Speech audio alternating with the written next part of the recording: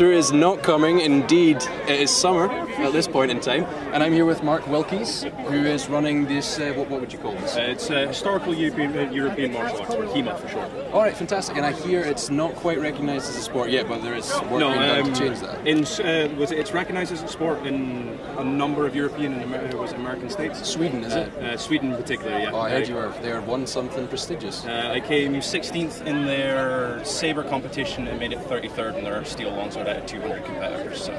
Fantastic. So what made you choose this?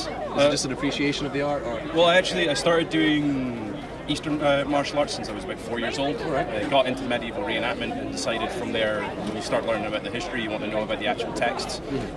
Researched some of the original 14th century manuscripts and decided to create a martial tradition for one of the university societies. Fantastic. And then from there we moved on and we got better and better and we started competing internationally, and now we own a school here in Dundee. That is brilliant. How many students do you teach currently? Anywhere between 20 and 60.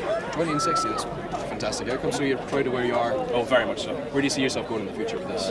Ideally, I would like to be doing this full time. At the moment I have to do a part-time job on top of this, and well, ideally, getting higher up in the World Championships would be. Oh well, that's a respectable goal. So, can you teach me a thing or two? Right. Okay. Fantastic. So, what we do is a German martial arts system based around 1460 by a German master called Joachim Mehr.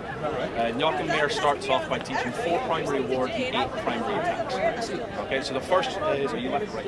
Right. Okay. So the first thing is when you grab hold of the blade, you thumb rest just on crossguard, and your hands are loosely gripped underneath. Okay. Your second hand just loosely grips on the palm. Okay. You have your right leg forward, your left leg back, roughly 1 shoulder width wide, 1.5 shoulder width long. You weight distributed 50-50. So wherever feels natural. Okay. So our first guard is called Albert, and all we're doing is we just bring the pommel, get towards our hip, and we rest the blade with the point facing. The reason why they describe this as the full is because, well, it looks like we're completely open. The other reason is because if my opponent mistakes me for being completely open, I can thrust up or I can cut up easily. That makes sense. Our next position is called the fluke with the plow. All we do from here is just lift the blade up, so we're pointing towards our enemy's face. Your enemy is not off at the 45-degree, he's straight out. Right, okay. Our third one is referred to as the ox, which is translated to as ox. Funny enough, different spell. All we do from here is we just lift both hands up like the bulls of our ox. Well, essentially what you have to do is, if you lengthen your stance, you just scoop it about here. Okay, that's it. Feel powerful. And you bring this. Oh. The whole point is you're threatening the point, so your opponent has to deal with the sword first before it comes in. You'd be surprised what happens when you go here. And the last one is referred to as the roof, and all we do is we take the blade from here and we just lift it up into the shoulders of the point. From here, the blade pointing up. So these are our 4 basic guard positions. See, our 4 basic cuts. We start from here. So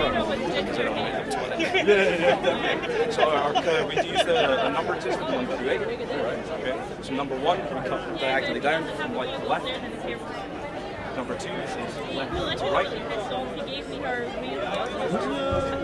You want to try and make sure your blade is at a 45-degree angle. Edge weapons only ever cut on extension and retraction, so you don't want to end up beating them like a baseball bat. Or when you cut, you drop through the target.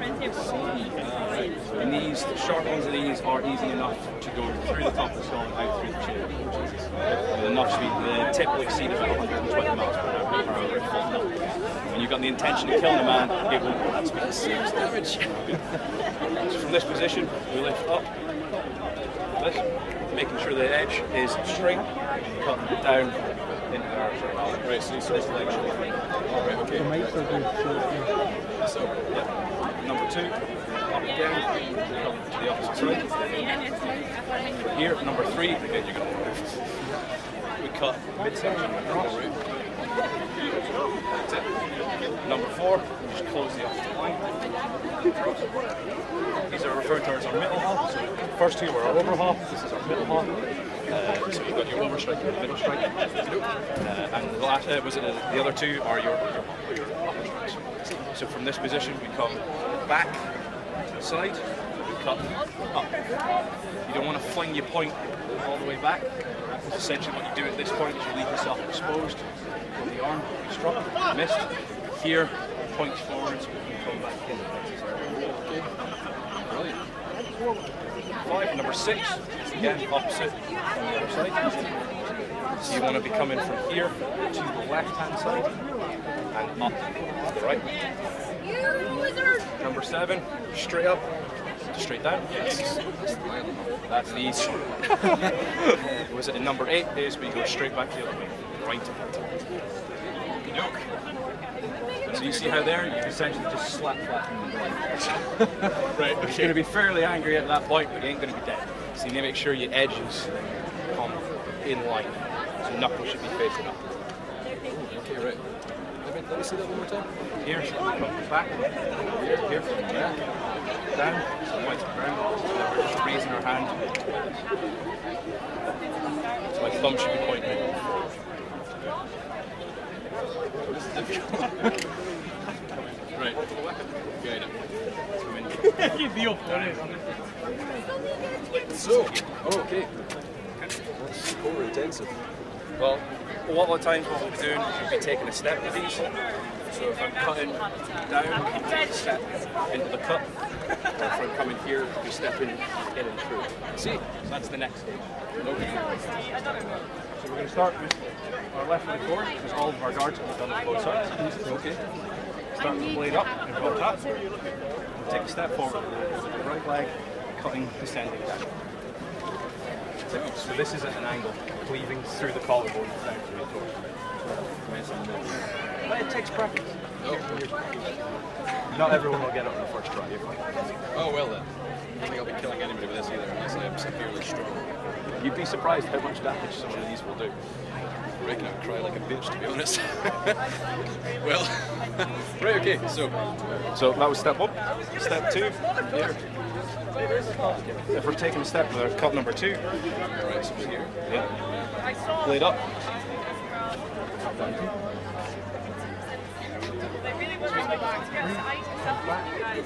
Across midsection. 4, comes back again.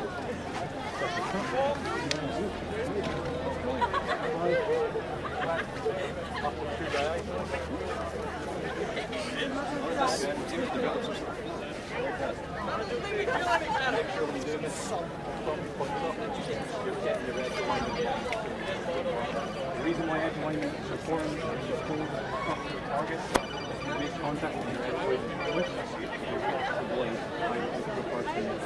Let's go. Unless you want to shoot blade stuff halfway through. Well, it depends. If you have seconds enough to remove it, Well, a lot of these martial arts were used for judicial duels. Oh, right. So you were effectively one-on-one combat. So yeah, I imagine if you got caught. As long as he was dead, really. That's our 8 primary cuts. Right, okay. Our defenses are essentially those against, the exact same thing. So if you're going to try and cut down, then cut my head. So I'll take this step and go, woof. Okay, so you're cutting me into my head. Okay. The blade's going to go through and out through the chin. Here. Okay. And so as you take a step forward and cut me, I take a step back, and I essentially cut the same line. And defend myself. Right. So there's an element to knowing the art, and then so I can say you're doing, we'll say number 5, so I will do the... Yes. That's it. So really, nothing's stopping you from going, fuck this, I'll just do what I want, and the guy doesn't know what's going on. Yeah. But as you progress as a fighter, you learn to interpret and read what's going on during a fight. So if I see you coming up to go here, the highest chance and likelihood that you're going to descend here. So I'll prepare to defend. So really sort of thinks of everything. Yes. That's brilliant. Key thing to remember is though, you've got 2 edges, so you can cut using the back edge. You can thrust, or there's what's referred to as the Mort Slag or the Death Strike.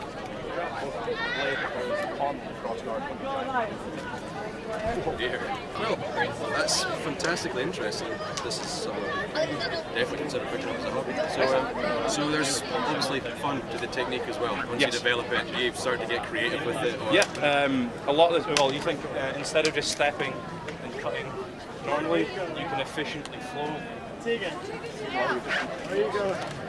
And it's obviously you've got to be able to read effectively. Well, obviously the simplest thing is to just not be there. Well, first thing we always teach is to evade and then counter. So, thanks very much for teaching me all that. That is fantastically interesting. Excellent. Thank you very much. Thanks. Great having you. Cheers. Thank you.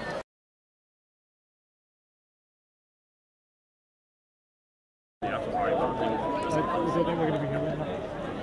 7. We didn't plan on it,